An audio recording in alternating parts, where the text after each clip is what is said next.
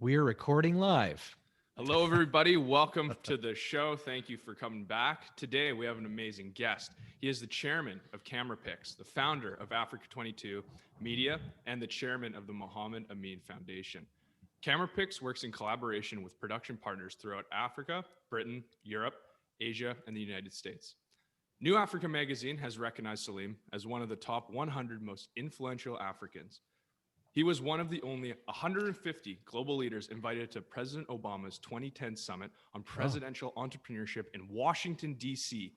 For the past decade, Camerapix has worked closely with the US-based Duncan Entertainment Group to preserve and maintain thousands of hours of film, still photos, content featuring Africa, the Middle East, and South Asia.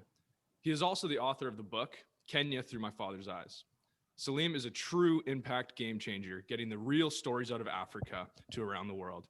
We actually had the amazing opportunity to travel to Kenya and Ethiopia with Salim in 2018. So please welcome our good friend, Salim Amin. Hey, Salim, how you doing today? Devin. Hey, good to see you. Good to see you, Nigel. Thank you for having me. Hey, no, this is great. Great. Thanks, Salim. It's wonderful. I mean, the fact that we're in different time zones and, you know, it's morning in your time, it's night here, and you guys are like, it's like you're in my living room. Yeah, that's right. I know. In your living room. One of technology. The two. Technology. I love technology. It's amazing. Yeah. So everybody, Salim's in Nairobi, Kenya, and we're in Vancouver, Canada. And it's just an honor to have Salim on our show. We were just so fortunate, as Devin said. It's actually 2 years ago, like this week, that we were together in Kenya, and then we did an overland in Ethiopia. And oh my gosh, just, you know, so many stories, and Salim has so we could probably do 5 shows together or more because there's so much content. So what we put all your audience through that agony. One is I think they would be on tenterhooks the whole time because there's so many cool stories that you have.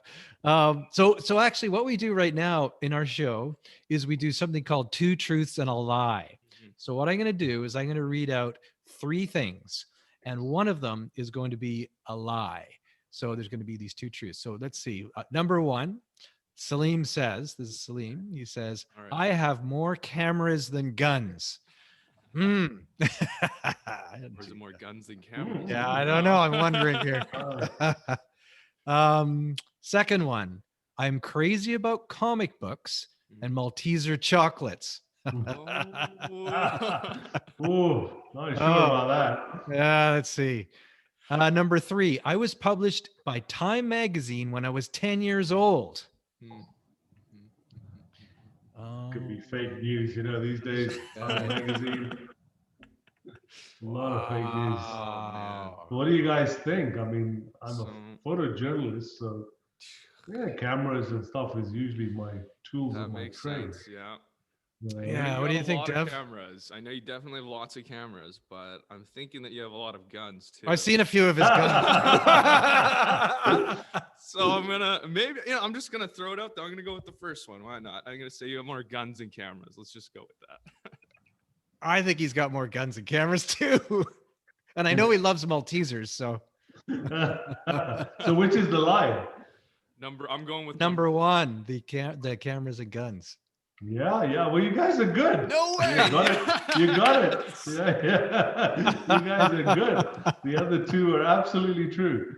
Now, to shine a little bit of light on the guns thing, you're actually a competitive, you compete, right? So I picked this up when it must be about now going on 6 or 7 years now. And it was something that I never, you know, it's complete taboo for someone in my profession to carry a gun, because we're not supposed to, even though we spend so much time in frontline situations or in war situations, we're supposed to be independent observers, like the Red Cross or other people, not supposed to be armed or carry any weapons to make us, you know, become part of a conflict. So it was always, my whole career, you know, it was drummed into me that you cannot be armed in any way, shape, or form when you go to these places, and should never do it. And so I never got the urge to pick up a gun, even though I was actually surrounded by them a lot. Right. I never had the urge to do that. So it was just a friend of mine then, said to me one time, listen, we've got a fun thing going on at the shooting range here, which I didn't even know we had one in Kenya, and just come over, come and spend half a day and just come and shoot some stuff. And I got completely hooked. And then after that, I was like, you got to teach me, you got to show me, you've got to do this. And eventually I ended up, getting my own, and it's become like it's a sport, and it's a passion, and it's a hobby. And so we shoot competitively with the International Defense Pistol Association, the IDPA. So we shoot competitions around the world. We now joined it's called IPSC, which is another sort of variation of the IDPA sport. So there's shotgun, there's all these different competitions. And so it's just become like something to do on the weekends, and also for personal protection. Right. Yeah. It's a volatile country that we live in. Yeah, I know. And so I think I'm going to flip this around a little bit, because usually I do a little some photographs kind of at the end, but I think to bring a little bit of flavor to everything here, we can explain to the listeners too, what's up on the screen, because I'm going to share my screen with you guys right now, and I'm going to put this up. Very nice. And I'm going to move this over. There we are. So here's Salim all dressed up, fancy here. So I actually have a couple of photos of you with your gun competition going on here. So yes. Yeah. So this is with just the one on the bottom with the AR. With the AR-15 is just it's a friend's weapon that we were just testing out in the range one day, and the other one is at a competition in South Africa, actually. Yeah. Right. I see. Oh, actually, I see the South African flag on your shoulder. Competition in South Africa that we were doing, and so on. Right. So it was really interesting. So 2 years ago this week, we were so fortunate to be in Nairobi with Salim in his office, and also Chip Duncan, a good friend of Salim's and become a good friend of ours, and Bob Hawk too.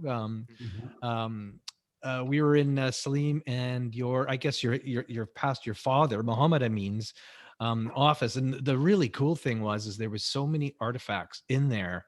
From really memorable things all over Africa. I think you even had Idi Amin's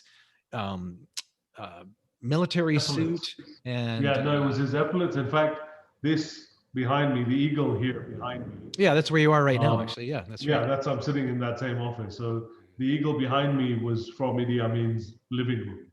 So this was his eagle that my dad borrowed. Put it mildly, borrowed, took helped himself to. And the stories, the stories that you guys have been able to share about, the true Africa, what's really going on in Africa, what's been going on since the 1950s, I think, when your father, Mohamed Amin, was a photojournalist in, throughout Africa, in the war zones, and then you carrying it on. Getting the real stories out is incredible. And I'm going to click through here a little bit because we were in Kenya with you, but then we also flew. We also were in Ethiopia, and we did a cross country trek across Ethiopia. We flew into Addis Ababa. Can never pronounce it. Into Addis Ababa, and then we flew to Mekelle. How do you pronounce? Is it Mekelle? Mekelle.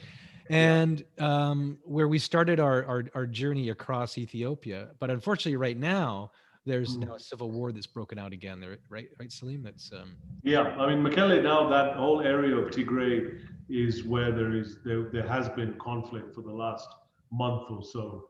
It's kind of supposedly died down now, but the government cut off all communications, all internet, electricity, phone lines, everything was, while this conflict was going on. and basically it's it's the Tigray province is the Tigrayans are a tribe, one Yes. of many tribes in Ethiopia, and had been in power since 1991, so for the best part of almost 30 years. And when Meles Zenawi, the previous prime minister, passed away, this new prime minister took over, Abiy Ahmed, and he won the Nobel Peace Prize last year, He did. at the beginning of 2019, and ironically, is gone straight into conflict after conflict, and is trying to, tame the Tigrayans who are feeling a little bit left out now that they're no longer they've kind of been taken off the table, so to speak, in terms of their opinion. So it's a very volatile region, which is we've been doing the trip like we did with you. We Yes. had been doing that for a few years previous to the trip we went on together. We've done we did another one in 2019, Yes. and we were going to do one. In fact, we did one in early 2020. In fact, at the latter part of 2019, early 2020, and we were going to do another one this year, but obviously it's not going to happen. Yeah. Not just because of the conflict, but because of coronavirus as well, and people not being able to travel. But I don't know, to be honest, when will be the next time we'll be able to actually get back to that region. There's a lot of It's such a shame because it's so beautiful. I know, it was absolutely stunning, and I had no idea what Ethiopia was like. All I had seen, really, to be honest with you, was the 1984 footage, which your father had got out of Korum, out of the Korum Plateau, with the famine. And so I thought, honestly, Ethiopia was a dust bowl. And when we landed in Addis, and then we flew to Mekelle, another crazy story is, I think the plane that crashed, the Ethiopian Airlines plane, was actually our flight. A year later, the Max 8, the 737 Max, because Chip sent me a message. I couldn't believe that was our flight. And but just to see how beautiful the country is and how beautiful the people were. And we went from Mekelle, and then we went over to the Korum Plateau, where in 1984 there was the massive famine, and the villages and the people. There's a photograph of the people, and Ethiopia, I think it means, doesn't mean something like God's children, like the most beautiful people on the planet or something. I think that's what I was told. Yeah. But that's what they told me. I don't know. But they definitely are. They're absolutely stunningly beautiful people, and incredibly friendly, and just it's an amazing place. And it's so sad to see what's happening now. And then in 1984, when the word got out, you probably want to share a little bit about the story of your father, how he actually got in and how he found out about the famine that was going on in the Korum Plateau area, and and this famine had been building up over probably a decade. Yes. It was a combination of failed rains over 6 or 7 years. They'd had failed rains, didn't get any rain at all. Combined with, at that time, the Tigrayan people, ironically, were fighting a civil war against the dictator at the time, called Haile Mariam Mengistu. And Mengistu was this very brutal dictator that took over from Haile Selassie, from the emperor, murdered the emperor, and staged a coup in the 70s, and was basically ruling Ethiopia with an iron fist. And the rebel groups in the north, were the Tigrayans mainly, formed the Ethiopian People's Liberation Front, the EPLF, and they started fighting a guerrilla war against Mengistu.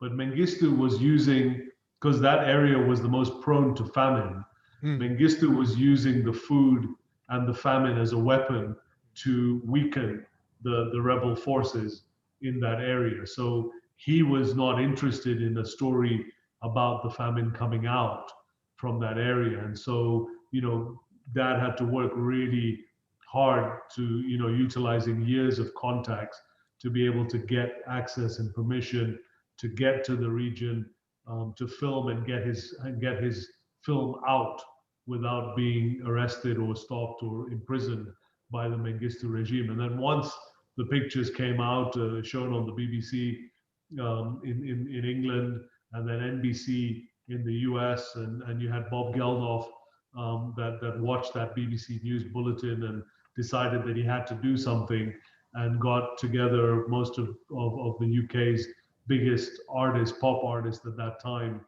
George Michael and Sting and Bono, and they all got together and sang the song or recorded the song "Do They Know It's Christmas."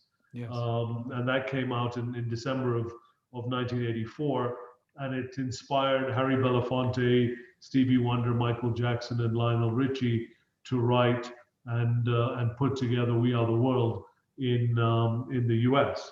And then there was a Canadian version led by Bryan Adams as well. Yeah, there was.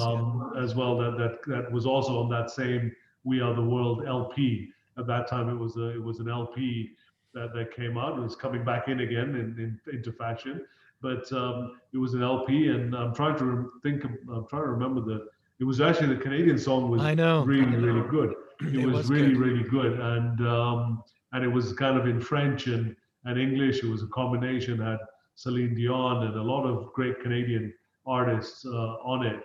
But it led to it eventually ended up in what was probably the greatest concert in history, which was Live Aid in the summer of 1985. And Live Aid came together and was the single largest gathering of artists in the world. Started off at Wembley Stadium and then moved to Philadelphia, and it was a 24-hour concert to raise money for Ethiopia and the famine. And that was all because of his pictures.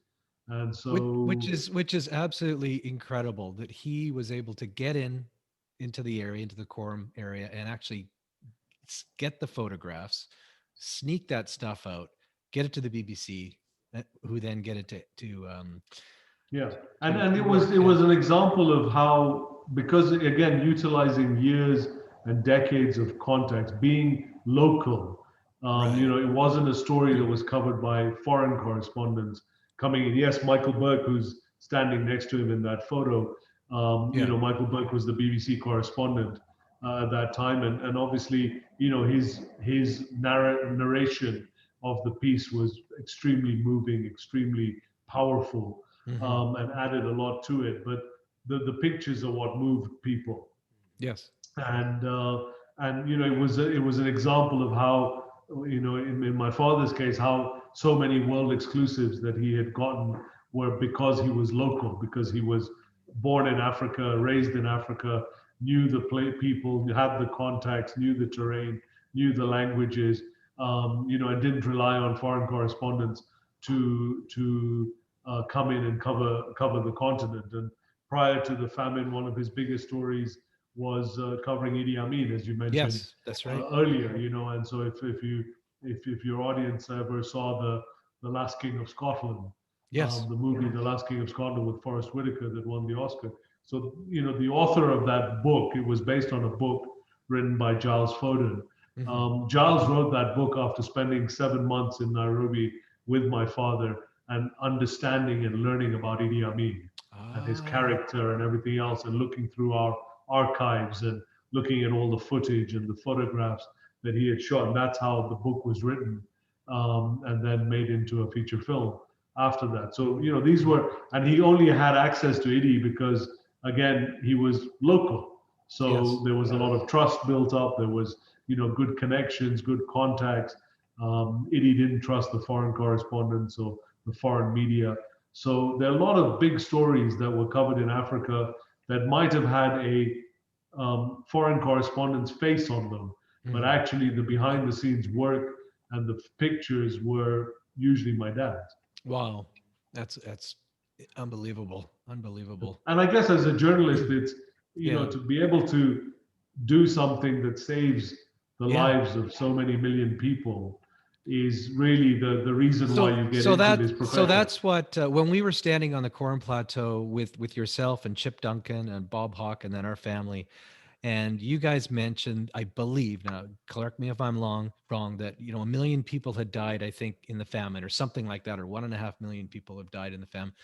And because your father was able to get these photographs out, probably another 1 million people's lives were saved. I don't know if that's... Well, it was about 5 million actually. There was 5 about 5 million people that were affected by the famine. Right. And then, about 1.5 million died. Wow. And the rest would have died had the aid not gotten there in time. Wow. Because of the pictures. And then the shocking thing is that we stood on the Coram Plateau. I'm going to show a photograph in a second of the whole area, but this is you and Chip Duncan standing there, and there's still no recognition or monument or anything saying what actually happened there, which was absolutely shocking. So many things have happened around the world, and there are where there's nothing here at the moment anyway, right? Yeah. No, I mean, if you look at things like the Holocaust, you look at Yes. you look at the Rwanda genocide, you look at massive events that have happened in the past. There are big memorials yeah. to all of these tragedies, as they should be. Yeah. But here it's kind of been forgotten. And a lot of that has to do with Ethiopians themselves. They want to kind of forget that this happened. They prefer that this wasn't part of their history.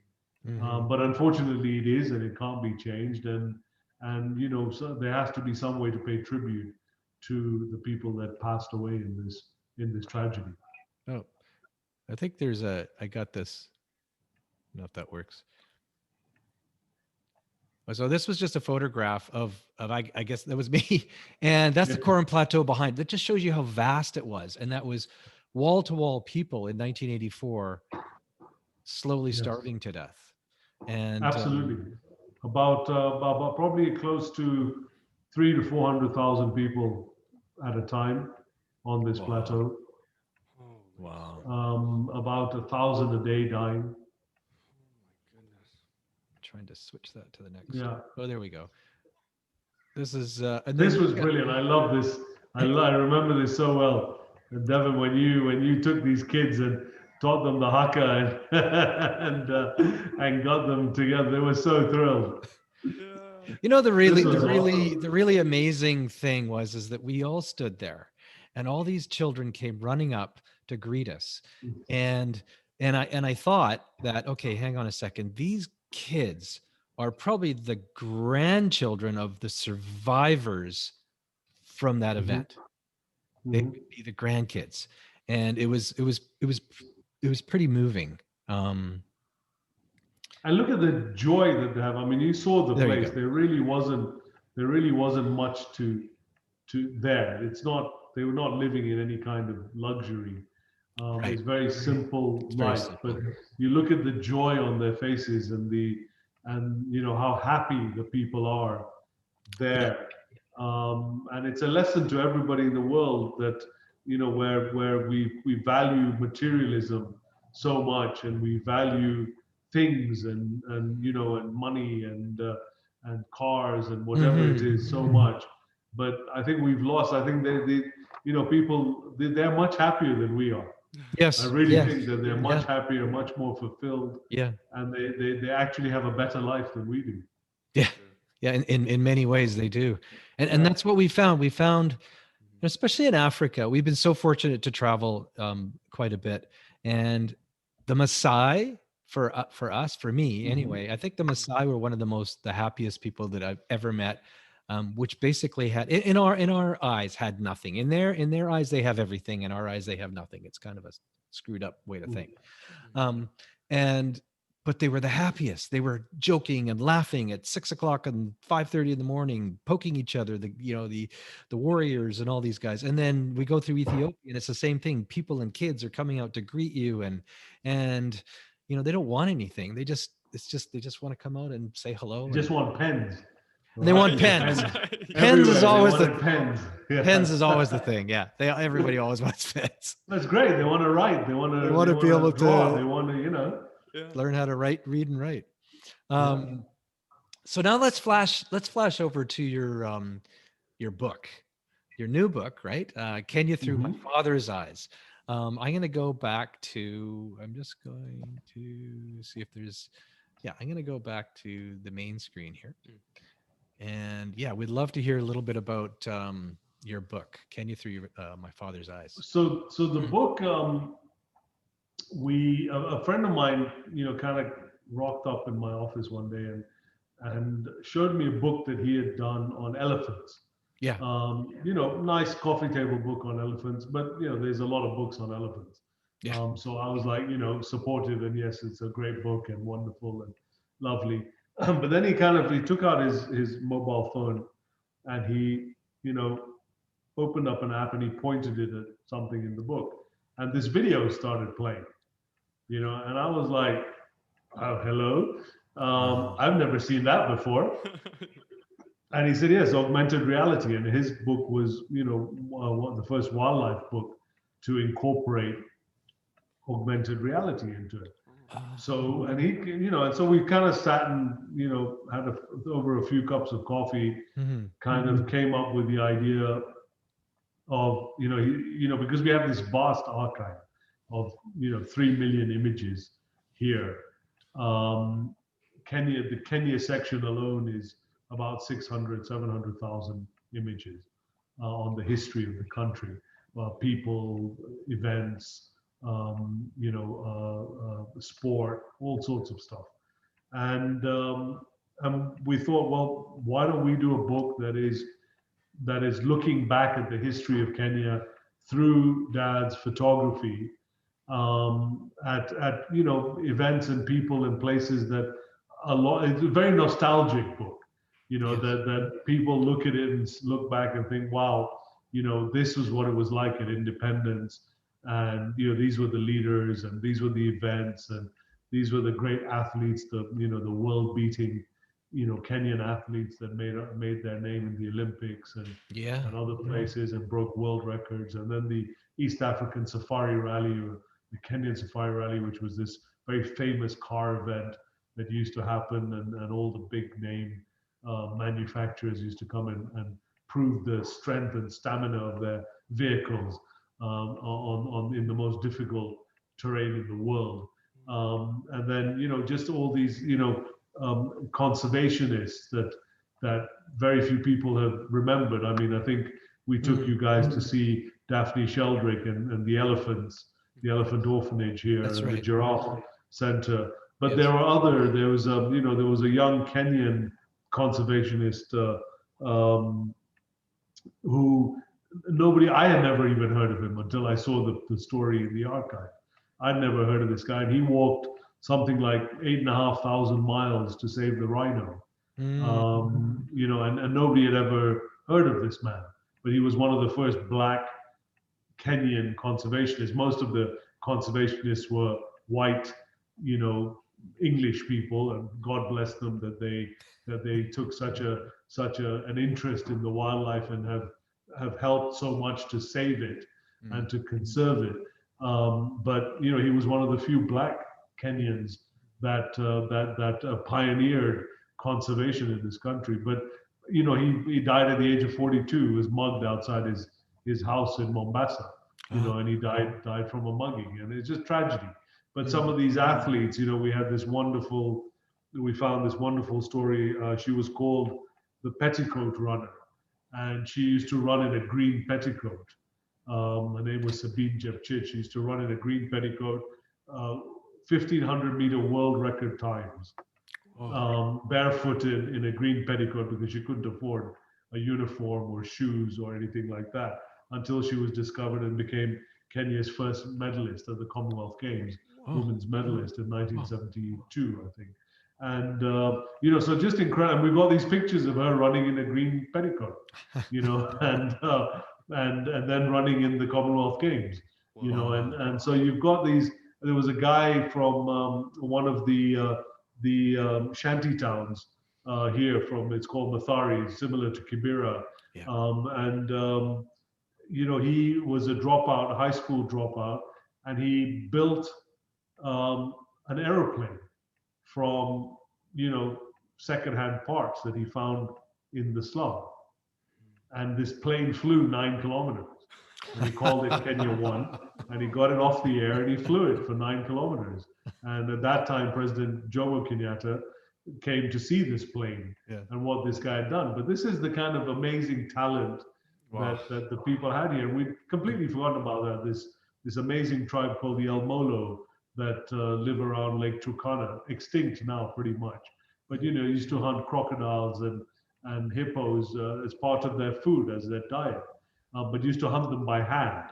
They'd wade into the lake and hunt crocodile and hippo, with their bare hands. And not for sport, just to eat.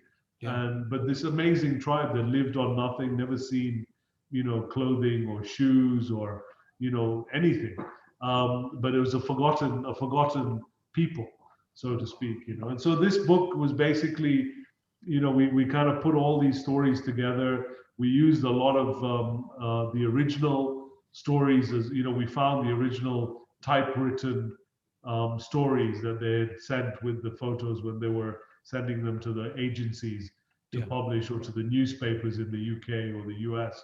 So we found the original typewritten stories. So we just, scanned and reprinted them. There was no sense rewriting them. So just as they were, with all the typos and the, the errors and so it was really a labor of love. We really enjoyed doing this book. We did it in a year. We went through, sort of 700,000 images in that time to pick the 400 that were going to go in the book eventually. So the archive, where you were kind enough to take us into your archive, and it was remarkable. There was room after room after room of these photographs, and you had people there, looking at them and pulling them out, and some of them hadn't been seen for 30, 40, 50 years, whatever it's been, and they were dusting them off. And there were photographs in there of Idi Amin in, back in the day. And there were photographs, and there was photographs. I was kind of rocked by the story of your father, because he was, I think, in the hotel in Addis, the Hilton, where we were all staying, which is still there. And when he, there was some activity outside, he went out and he actually got hit by something, and he got his own arm blown off as well. And like the photograph progression of that and all this, and then the production of your series called Mo and Me, the mini series also, which is spectacular, which, if people really want to learn a little bit about, Africa and what really happens and what happened in Africa, Mo and Me is a great documentary series that you guys put together. Absolutely, stunning. Yeah, no, and that was a labor of love for me, another labor of love for me, in just going through and learning a little bit about my father by retracing his footsteps, because we didn't really have that much of a relationship while he was alive, and so and I was only 25 when he died. So we didn't really get a chance to kind of bond or get to know each other properly, or and he unfortunately died in that hijacking too, which is hijacking. So his life was very full of drama. It's full of drama from beginning to end. Another flight that we all took back from Addis to Nairobi, that was the same flight that we all took. That was hijacked and then crashed off the Comoros in the ocean. Islands. Into the Indian Ocean, and there were actually a lot of survivors. I think your father and the other journalist that he was with, Brian Tetley, was with him. they were trying to kind of overcome the hijackers, and so a lot of people did live. Not everybody died in that crash, right? 52, including the pilot and the co-pilot. They survived as well, but it was on film. It was on camera. Somebody, tourists on the beach, just randomly filming, home movies, filmed the whole thing of the whole plane coming down, never seen before. Prior to 9/11, this was before 9/11. No hijacking had ever been, filmed. No plane coming down had ever been filmed before. And so that was also another historical moment. His life was, full of drama, and so the book is very much, and so we added the augmented reality aspect to it as well. So we put 12 videos into the book. Okay. So, you just download a free app and then you just point it at certain images and you'll watch videos which are a bit of a story about that particular chapter or that particular event. So, because we have so much video as well, we have 10,000 hours of video as well. So we thought we might as well use everything we've got and put it together. Wow. That's incredible, man. So, and everything the is, book, and the book is it's a limited edition book. So we only printed 2,000 copies. Every copy has a certificate, a number and a certificate in it. So there'll only ever be 2,000 copies. And you'll always have a unique number if you have one. And it was lucky that the Kenya's president, Uhuru Kenyatta, decided that this was going to be one, when he saw the book, wanted it to be one of the gifts that he gives to visiting dignitaries. So he pretty much took the whole batch of them. He took 1,000 of them, and so he's got pretty much the monopoly on the book. And he gives it to every time he travels or any dignitary comes to visit. It's one of the gifts that he gives. Right. So if our listeners, want to get one of these remote copies of this book, there are a few copies left. If it's possible, I just get them to contract Camerapix. Just ask them to drop me a line and drop you a line at Camerapix. We've got the copies that we've got here. It's not for sale on Amazon or anything. Right. And of course, every copy will then be personalized. So they send me who they want it made out to, or if it's a gift or if it's for them, and I'll sign every copy and personalize it and courier it. Very nice. Out to them. Wow. So we have a few copies. We got a couple of 100 copies left. Yeah. But he took the majority, which is nice. And so the idea was that if this book worked, then we would do one on Ethiopia, we would do one on Uganda, and we would do one on Tanzania, because those are the 4 countries that we have an enormous amount of content on and can do the history. So we haven't got around to those yet, but that's the plan. Fabulous, yeah. And this is all through. Is it all through Camerapix, through your company? Yes, it's all through Camerapix. It's all through Camerapix. Yes. Okay, that's cool. So you guys are getting the real stories out. Almost the forgotten stories, the real stories of Africa, and all these the things that most people in the world. I'm sure Africans don't even know half of this stuff. Absolutely. And so for you to be able to get this out and be able to share the history is really, again, we have game changers on this show, and you're one of these game changers that's really, getting the real story out and what's really happened in the history and what's, gone on in Africa over, generations. And it's just fabulous having you on our podcast here, Salim. Really, it's wonderful. And for me, it's always been very much about, what I've learned is that if we don't understand our history and we don't learn it and we don't learn from it, then we'll continue to repeat the same mistakes that we've made. And unfortunately, history isn't really taught, or the true history is not really taught to young people, especially in Africa. It's probably the case everywhere else in the world as well, where the history that's being taught is very selective, based on who's written it and who came out on top. Yeah. And one thing I found about my father's photography and imagery is that it was very objective. He took what he saw. There was no agenda behind the photography that he took. It was just a recording of that moment in time. And there was he left it to you as the viewer of that to judge and make what you wish out of that photo or that piece of video. But for him, it was about telling the story as objectively as possible. And so the idea is eventually to be able to digitize the entire archive, which is a long, slow process, but to digitize this archive, create audiovisual digital curriculum. So create educational modules that have got video, stills, and text about the leaders, about the history, about the people, culture of the continent, whatever we've got, and then donate that to every primary and secondary school in Africa. Wow. So 50 million schools across the continent will get digital content that their teachers can decide how they want to incorporate it in their curriculum, because young people that's how they're learning now. They're not reading books anymore.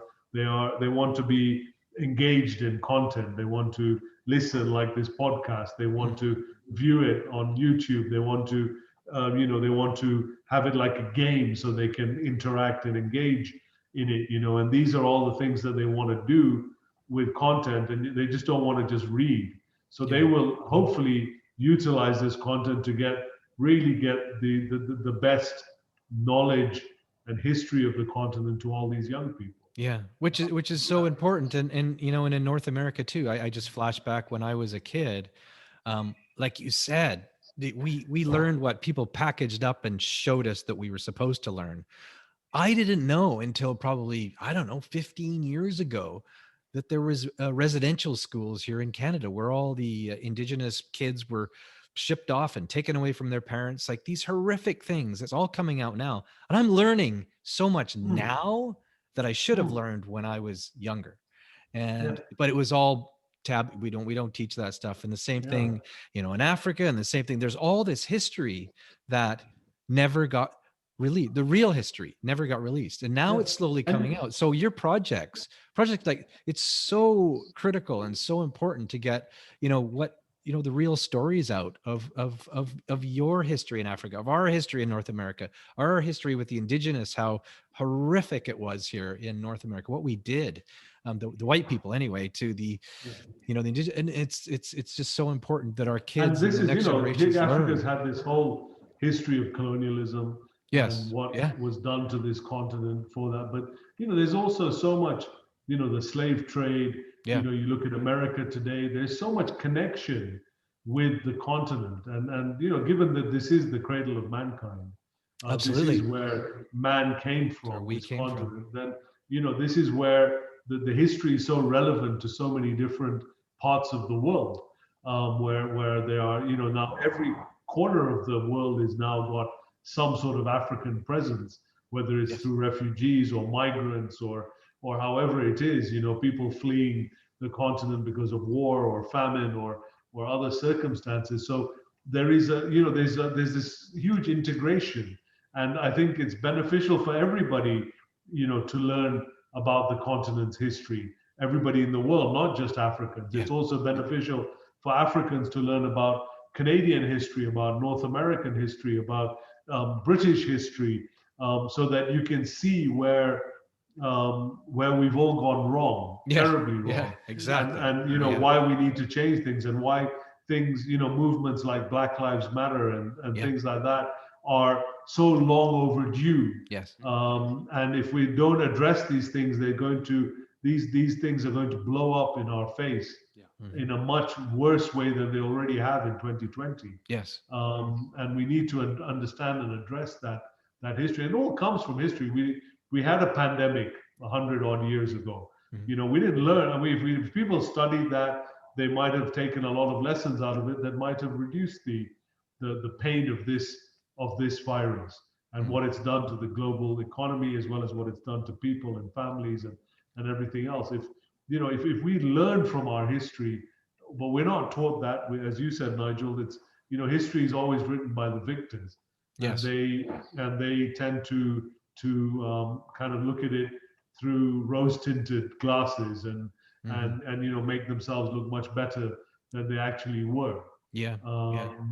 And so I think, it's a small step. I don't know if it'll be done in my lifetime. I hope it will be, because this archive is massive, it's vast, and it's going to take an enormous amount of resources to digitize it.